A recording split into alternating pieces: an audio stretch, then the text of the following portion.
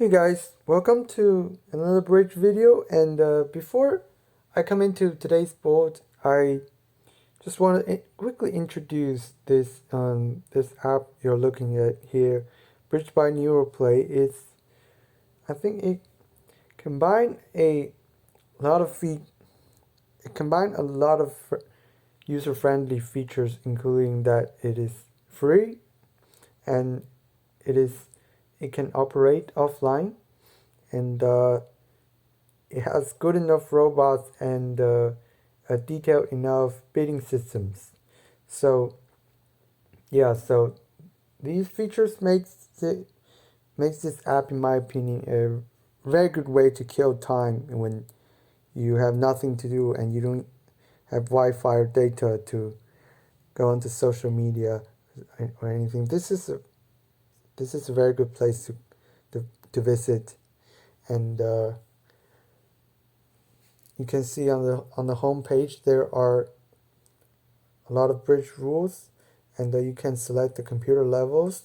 And honestly, I suggest you to follow me to choose the level 6 hardest, because it's not even the hardest is not really hard.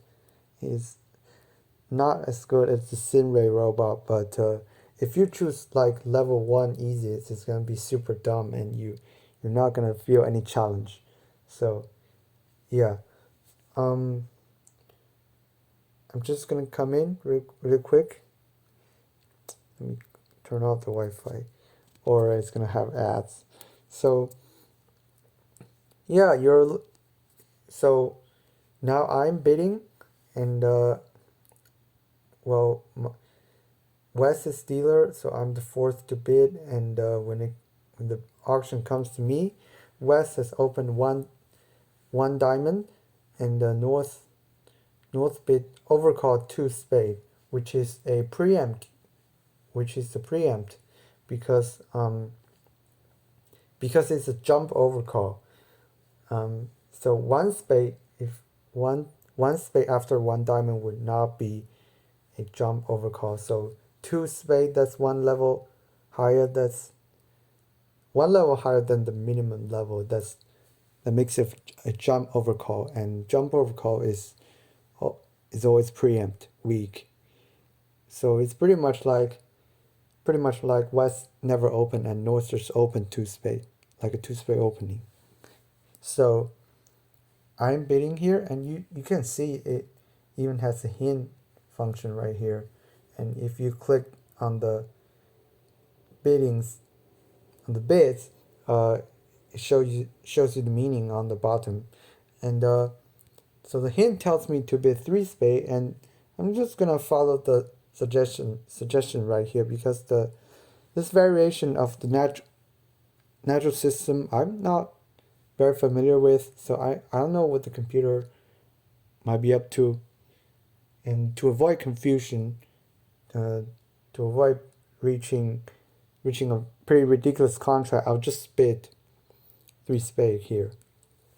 And yeah, so everyone passes, and North declares I'm dummy, although North is robot, so he can't robot can't declare. So I'm basically playing right here. And so yeah, now you now the title now in the title I put I in the title I put how not to follow percentage play based on your evaluation of the situation. So in this hand, the suit we're concerning is spade. I'm gonna tell you what is the percentage play of this spade suit, and I'm gonna tell that we are not gonna follow that percentage play. We're gonna follow another line of play that has a slightly inferior chance of success when you consider the suit independently, but it's actually, in my opinion, at least in my opinion, the better line of play when you consider the hand as a whole. So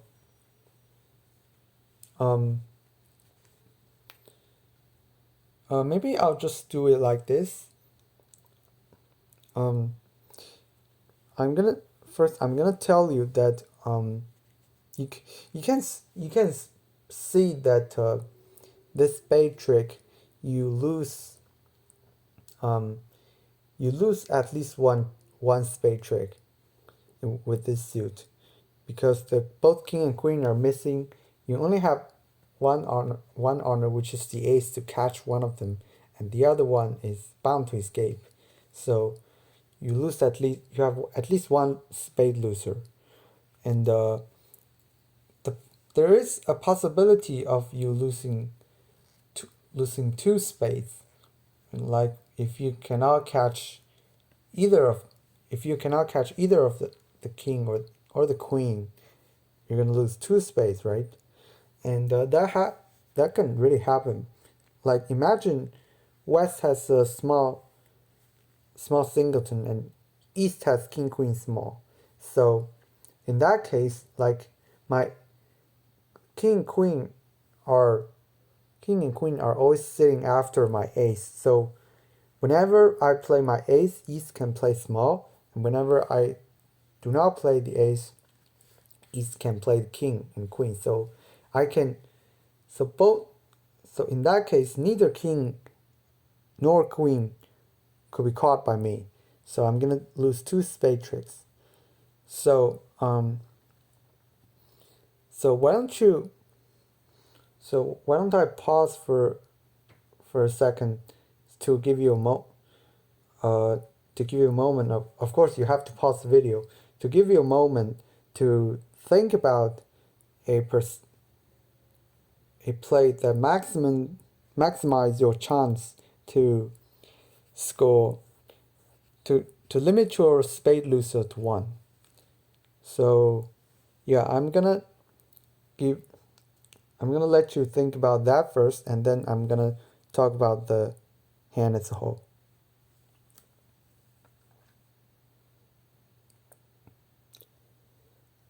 So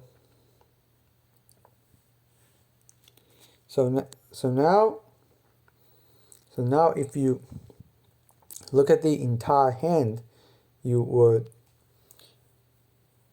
be able to discover that there is no way you can make this three spade contract. You have one spade loser, one heart loser, at least one diamond loser, and at least two club loser, and none of them are avoidable. Well, maybe you want to ask, well, maybe I can use a heart. Maybe I can use a heart winner to discard for example, like a club loser. Like maybe I can just play the jack to force out the ace of heart, and I play the king, and then when I play the queen, the north is out of heart, and I can use the last honor to discard a club, right? Well, most of the time the opponents will not be dumb enough to delay cashing the winners and giving you this opportunity to make a discard. So the most likely case is as soon as they win with the ace of heart, they're gonna cash the ace and king of spade, ace and king of club. So you won't have an opportunity to discard a club loser there, because you have to concede first. And and maybe even before you touch hearts, they will cash the clubs, because this diamond structure right here, I am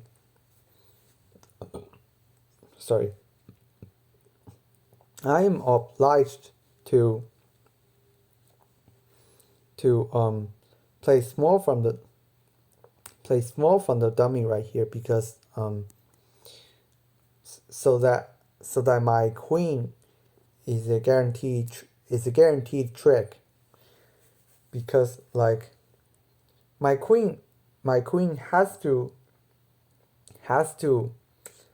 be played at the fourth seat in order to be guaranteed a trick. So when North is the last guy to play, so I can always decide whether or not to play my queen. If the king is already out there, I'll just keep it. If it's not, I'll just play the queen, so that it escapes from the king. It's like, considering this structure, if I do not play small from south right now, later when I play the queen, I might see east having the king of diamond, and so like, what if the king of diamond is sitting after me? Like, if that's the case, then this is the only opportunity when my queen will be played after the I like this is the if that's the case, if the king of diamond is sitting after my queen, like this is the only scenario when I can watch, like I can just watch if the king's out there. So like so well, in mine is, considering the auction is not very likely for East to have the king of diamond, because West opened one diamond, but that's always a possibility, and there's no harm to just play small right here. So that's what you want to do. And when what might happen is that so what the most likely thing to happen is that I play small, and West might just produce the king, and the West might just start cashing clubs. So that's what I mean when I say I might not even touch the heart before. I might not even have touched the heart when I would be watching the club tricks being cashed away. So yeah, this is pretty much the verdict for this contract. It's bound to be down, but I still want to limit my damage. I don't want it to be down too much. First, that like being down too much is costly, although it might not be that costly score wise. It might just be 20 points less, but there are a lot of reasons why sorry, someone's outside. It has been a bit distracting. Okay. So there are still two reasons that you want to at least try to limit your damage right here. First, you in another scenario, you might hold a similar hand and it's playing two spade. Like, what if the system you use is a bit different, and the auction is a bit different, and you're playing two spade? Like, there are a lot of systems out there, and they might, when the system is different, the contract you're playing might be different too. So even if it's for the sake of practice, you can imagine yourself playing two spade right here. And the second reason is that I'm gonna go back to my home page and show you all the bridge rules. So I'm gonna tell the fourth rule right right here in this list, which is match point practice. So under this rule, match point practice, or more commonly called match point, so this rule ranks all players by score, and and your ranking depends on how many people are in front of you and behind you. So it's like, even if when you make a gain, even if it might be insignificant point score wise, you might be able to surpass you might be able to surpass a lot of people who has a lower score. So so imagine if, like, whenever if everyone places contract down 1 and you made the blunder, you play down 2, you will be at the rock bottom of the list. So it's almost like you played a 7-note trump redouble down 13. That's how big a loss is. How being down one more trade can, that's how much difference being down one more trade can make in match point. And same as being down one less trick. Like, if suppose everyone plays, a lot of people place down 2 and you're down 1, like that gain you have on the match point is gonna be massively magnified compared to say team game, IMP, like that. So yeah, so our objective, again right here, again I'm gonna summarize, is to gain 8 tricks right here, to limit my damage to down 1.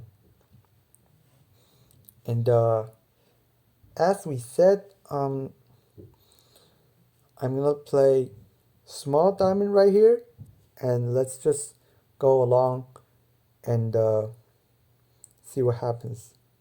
So yeah, you can see right here, they just start cashing the clubs. I won't have an opportunity. They might just cash the ace and king of club right away. And so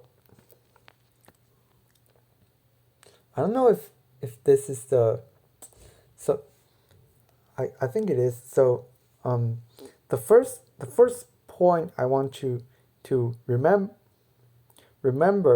in this hand, I mean the card play, like, besides the rules and the auctions, I mean the first principle of card play I want you to remember for this hand is to always try to set a trap to your opponent whenever possible by exploiting the imbalance of information. By the imbalance of information, I mean that you can see your hand, opponent cannot see your hand, so there are something that you know but they don't know, so you can play in a certain way in order to create a false impression to your opponent and make them play in the way that benefits you. So here, that principle would apply in the form that you play the jack of club right here. So just to fake that you have a singleton club, because when you are forced to produce the jack, a pretty high card along the spectrum, the opponent would tend to think that you might be out. That might be the only club you have, and you're forced to play it. And then they might switch to other suits because if you are out and you have all the trumps, it might not be beneficial to keep playing the clubs. And but actually you still have one club left, so if they if they are if they are duped by this jack of club, they might you might have actually have an opportunity to set up a club trick. So sorry, set up a hard trick and discard that club loser. So yeah, in this hand, as you can see, the opponents did not fall does not fall into the trap. They catch another club anyway, but this jack does not cost you at all. And when it does not cost you, you should always, whenever possible, try to set a trap to your opponent by exploiting the imbalance of information and play your card in order to create a false impression. And in doing this requires you to have a very sensitive knowledge of of the common senses and assumptions in bridge, which you can only gain by playing a lot of hands. So again, that's another point. To support that how much you can prove by just keep playing, gaining the experience. And so, in regard to that principle, playing a lot will basically enhance your ability to enhance the verisimilitude of your card play to in your opponent's perspective. Yeah, that's the best way I can describe it. And but now the opponent they play right, and now it's up to me to think about how to limit this 3 spade to down 1. And so the percentage play of this spade suit is to play a double finesse. By double finesse, I mean you're finessing both the king and the queen, and you will do that in 2 tricks. The first trick, finessing one of them; the other, finessing the second trick, finessing the other. So you can. So the way I'm gonna do that is to play 2 rounds of spades, both from south. So suppose I play the first spade from south, and the west is bound to play small. West cannot. It doesn't. You can see it. It's pretty obvious that west does not benefit from producing an honor right here, because I can just catch it with the ace, and then I force out the other honor with the cards I have. So west is gonna play small right here, small on the second card of the first trick, and I play one of jack. And then on the third card of the first trick I play jack. I play actually one of jack 10 a7, because I have all the cards between jack and 6 here, so they're equal in value. So let's say I played jack, and then east will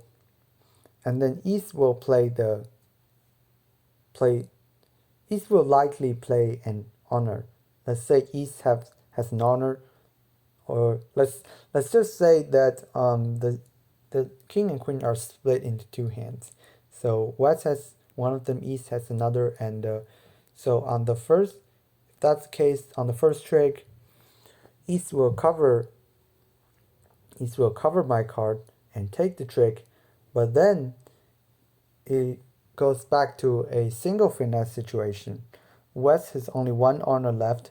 I have and I have a higher honor that can catch that honor if that honor is produced, and I have lower costs that can be used to take the trick if West does not produce the honor. So yeah, that's how the double finesse works. And and the success and the success rate of for this line of play is 75%. You because or 3/4, is that right? 3/4, because you can just consider the position of king and queen. So if they are both, if West has both of them, you so it's like, as long as West has one of the king or queen, you can always catch it by a finesse, either on the it can force out that honor on either the first round or second round, third round of spade. But the gist is that as long as West has one of the king or queen, you can always catch it because you're sitting after it, and you have a top honor to catch it, and lower costs that can be used to win the trick if West does not play it. So the only case you're gonna fail is that if East has both of the honors, you're gonna fail. So both honors with West, that's good. Honors are split. In that case, West can have the king, West can have the queen. There are two occasions, there are two possibilities, and they're both good to you. And the last possibility is that East has king and queen, and that's a fail. So there are three good possibilities and one fail possibility.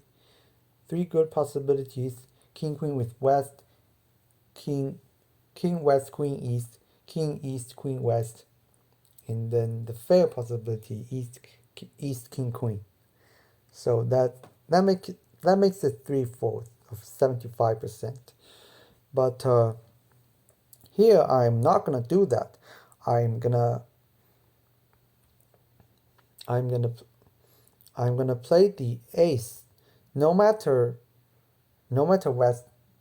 what West plays on the first trick. So even if on the first trick, I'm gonna still take the ace, and I'll play small, and you can see West plays small, and I'm still gonna play the ace here too. And my objective does not change. It is still to limit my spade loser to 1.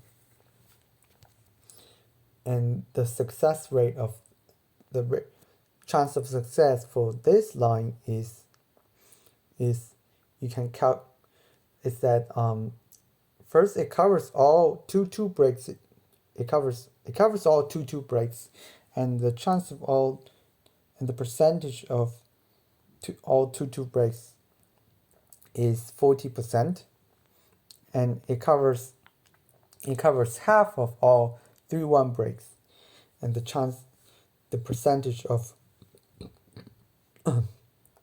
all 3/1 break is 50%. So half of all 3/1 break is 25%. So the line of play, the success rate for this line is 40% plus plus 25% is 65%, 10% lower from the line I just double finesse line I just talked about. So this line covers all 2-2 breaks. That makes sense. So because if the spades are 2-2, on the second round they will come out and there won't be anymore. So one loser only. And why, you might wonder why this covers exactly half 50% of all 3-1 breaks. Well, you can consider the single. Well, in a 3-1 break there is a singleton, and there are only 4 cards. So there are only 4 cards because the opponent has only 4 cards because it's a 3-1 break. So because it's a 3-1 break, so only 4 cards in total, and you can just consider where that singleton might be and what that singleton might be. So that makes it 8 possibilities in total. So it's like, let me review what cards we are lacking here. So we don't have king, we don't have queen, and 5 is missing and 2 is missing. So sorry, not jack, ace. So 5 and king, queen, 5, 2, these cards are missing, and there are only 8 possibilities. West king, West singleton king, West singleton queen, West singleton 5, West singleton 2, East singleton king, East singleton queen, East singleton 5, East singleton 2. There's 8 possibilities, and if the opponents are 3-1 break, there are four of these possibilities are good for me. West has, which are all the king and queen singleton possibilities, because if I can the reason why I can lose only one spade is that I can use the ace to catch one of king or queen, and if I just catch the ace straight away and achieve that purpose, then I'm good. And if I don't achieve that purpose, I am not. Well, here you might wonder, well, this trick, when I played the ace, East played the 2, I did not catch the king, I did not catch either king or queen. Well, they might be 2-2 break. So on the next trick, king and queen might fall out together, and that's still good for me. So I was just talking about a 3-1 break. So if spades are 3-1 break at this point, meaning that one of them still has both king and queen left, I'll be doomed. But if the spades are originally 2-2 break, I'm good. So I hope by this point you understand why I say catching the ace covers half of all 3-1 breaks possibilities. And so now you can see I did not catch the king, either king or queen. I can just hope that the spades break 2-2, and so now if I can just hope that West produce the queen, I can only hope that West buries the queen under the king. Like if West discards after I play the 3rd spade in this trick, I will be down 2 in this 3-spade contract, because I'm going to lose this king of spade, and I'm going to lose the queen of spade, and I'm going to lose the ace of heart. So as you can see, I'm lucky right here. I will lose. Actually, they don't put out the ace right away, but I think they're gonna, here it is. I cannot escape that, and I'm gonna take this queen of diamond, and the rest are good. So I'm down one in this contract, and if this is match point, and if this is match point, this is entirely satisfying. This would be an entirely satisfying result for me, because the point is in match point. The point is not to the point. It's match point is not about making or whether or not you can make the contract. At least it's not always the case, because like if everybody reaches a certain contract which the breaks are simply not favorable and everybody is down, you still have chance to win by being down less than the others. So why do I not follow the percentage play right there? And that is so after almost 40 minutes, we are gonna finally come to the point of this video. The second principle I'm gonna talk about, second card play principle I'm gonna talk about in this video, which is to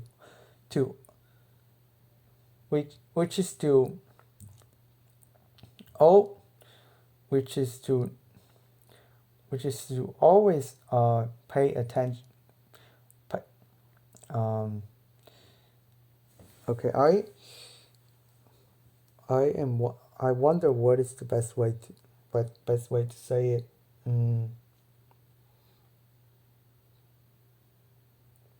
I'll just say, as the title says, always adjust your play. Always adjust the optimized line of play based on your evaluation of the situation as a whole. Do not consider a suit in itself. Do not consider a suit per se, because the other cards are gonna affect the way you play a suit. And it is pretty common that you would like the background, basically the background the suit is in will change the best line of playing it. So what is gonna happen if I follow that percentage play of spade? What if I did the double finesse? Well,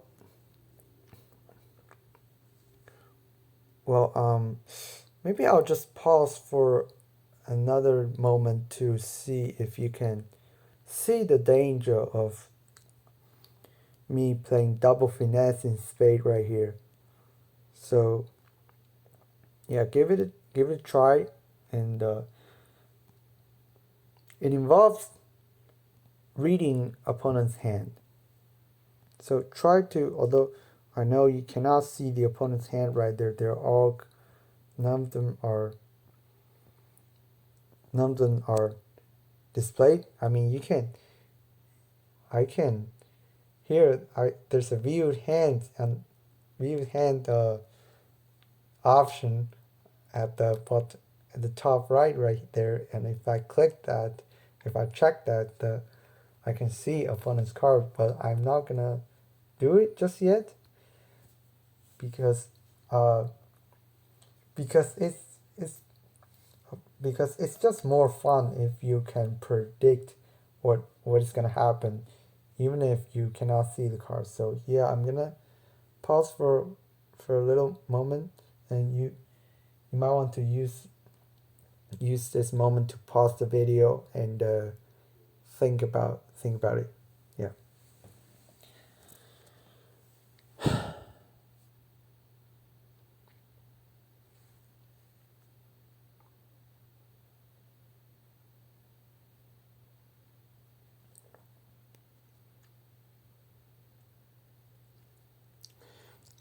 So there are three ways you can win a trick in a suit contract, no matter you are declaring or defending.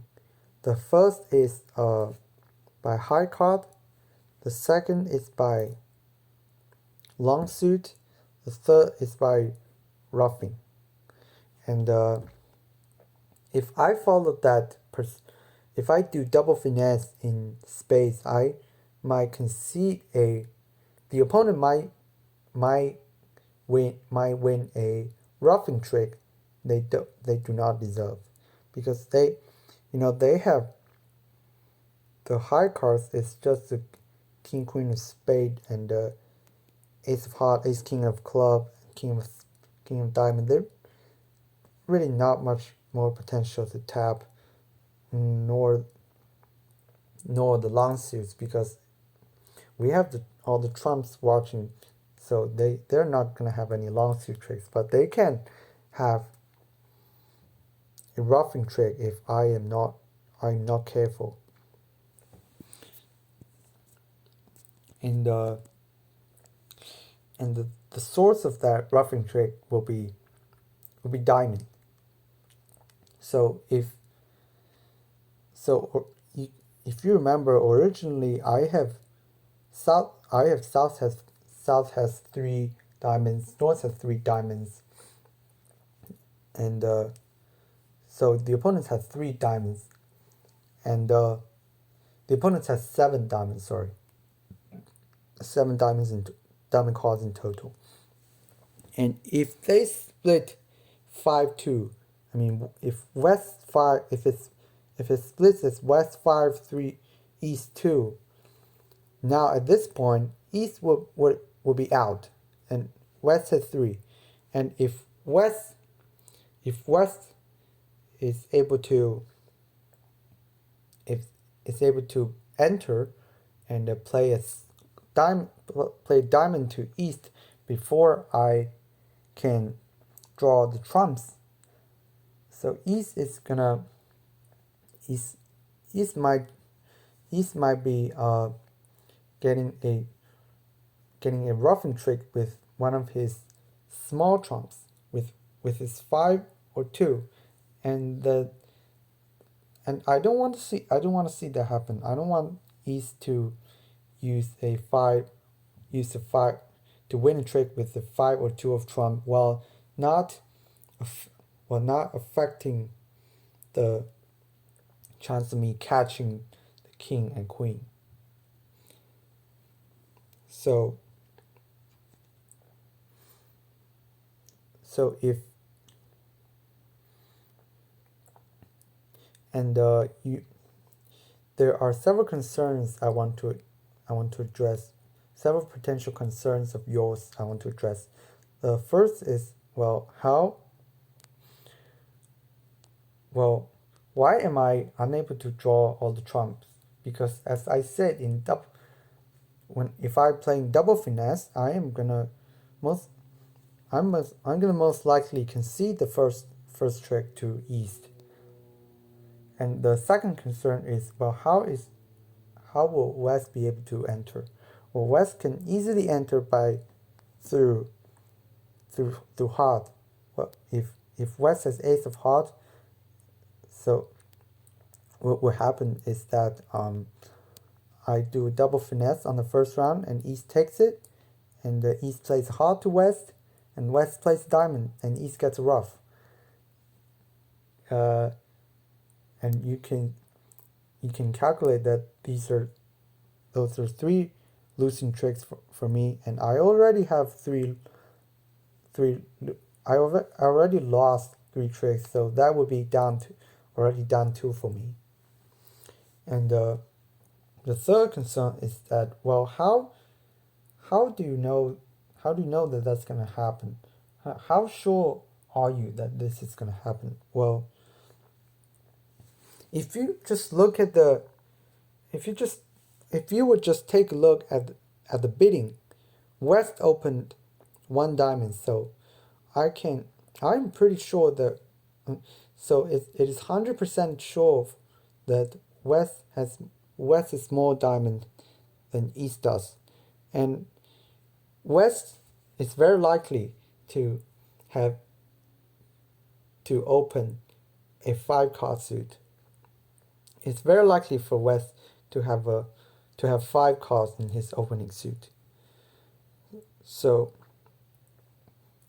I mean, originally one diamond opening most of the time promises four cards, 4-card diamond, and the only case it only promises 3-card diamond is 4-4-3-2, which is already impossible because West cannot have 4 spade.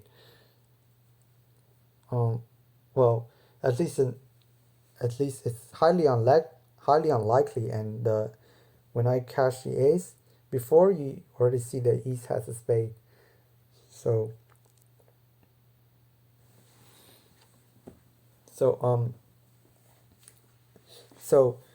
now I'm already quite afraid of the opportunity. The possibility that West has five hearts, and well, does West have the ace of? Sorry, I'm already quite afraid of West having 5 diamonds, not hearts, 5 diamonds at the beginning. And does West also have 5? Does West also have 5? Sorry, does West also have ace of heart? Well, there's almost a certainty, because if West opened, West would have at least 12 points. So West is at the very upper hand, right, in this, compared to East in terms of points. So if we want to get a more accurate knowledge, we can count the points, which is always a good thing when a pretty much a restricted bidding. By restricted, I mean a bidding that has put a strict limit in terms of information in high card points and the distribution. And if we would just count the points right here, so North originally had ace jack of spade, that's 9 points. Jack of heart is 1 point. That makes it 6 points. 4-1-1, the 6. North has jack of North has jack of club, that's 7. North has queen, that's 9. And originally I have king queen is 5, and queen of club is 7. Ace of diamond, that's 11. So South 11, North 9. So the opponent has 20 points in total, and since West opened, West would have at least 12 points, and East at most 8 points. And East already produced the king of club, so that's 7 points. So East has at most 5 points left. And if East were to have another one of the king and queen of spade, then if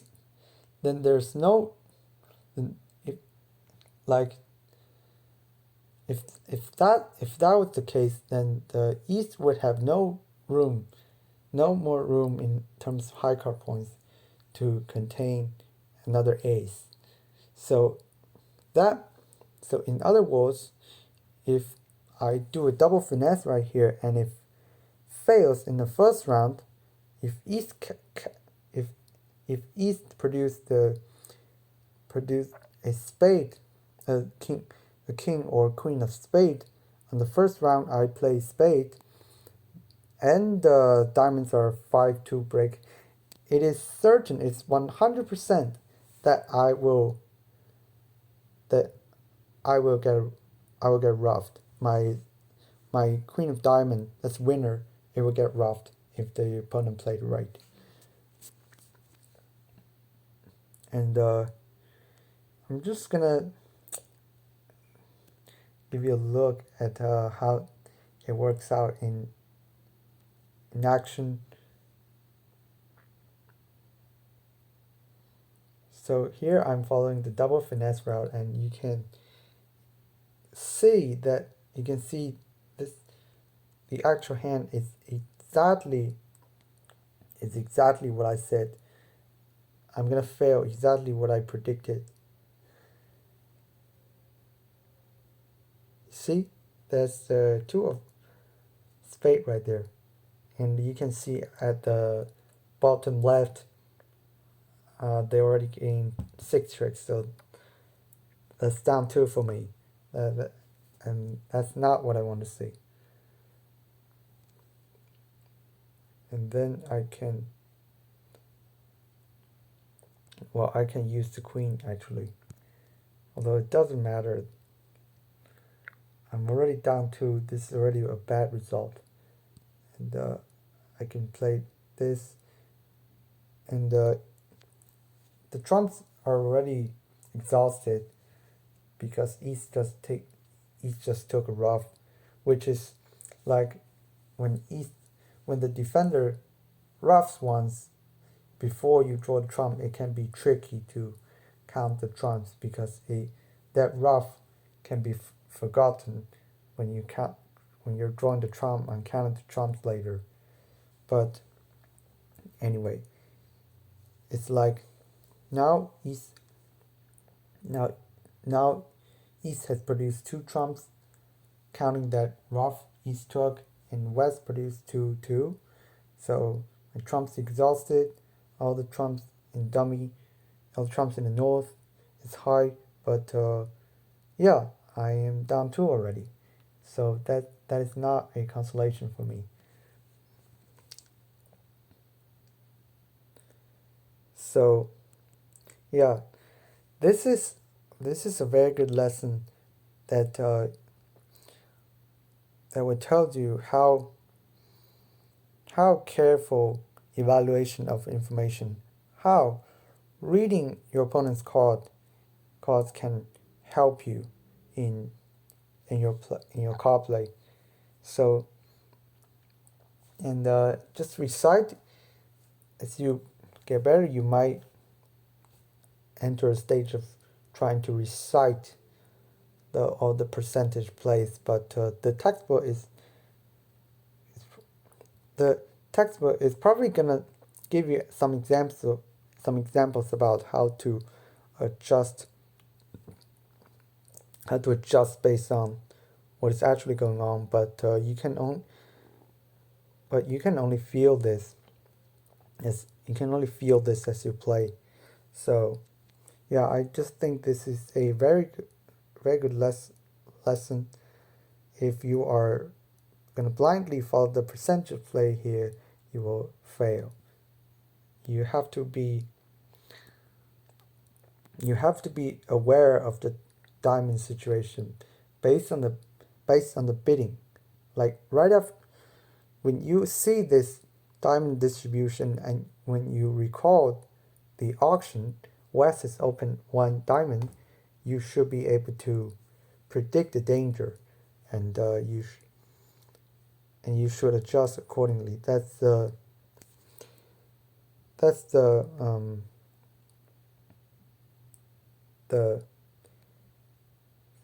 what makes some better than others. Yeah, that's the best way I can put it. And this video is almost an hour right now, so I guess that's enough. I will stop right here. Thank you for watching.